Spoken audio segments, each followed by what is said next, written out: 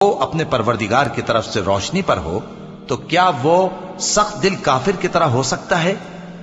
بس ان پر افسوس ہے جن کے دل اللہ کی یاد سے غافل اور سخت ہو رہی ہیں، اور یہی لوگ سراسر گمراہی میں ہیں۔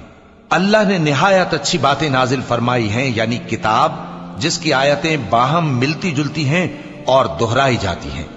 جو لوگ اپنے پروردگار سے ڈرتے ہیں ان کے بدن کے رونگٹے اسے سن کر کھڑے ہو جاتے ہیں، پھر ان کی کھالیں نرم ہو جاتی ہیں اور دل بھی نرم ہو کر اللہ کی یاد کی طرف متوجہ ہو جاتی ہیں۔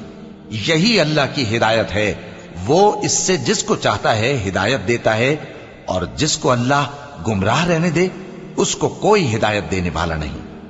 بھلا جو شخص قیامت کے دن اپنے چہرے پر برے عذاب کو روکتا ہو، کیا وہ ویسا ہو سکتا ہے جو چین میں ہو؟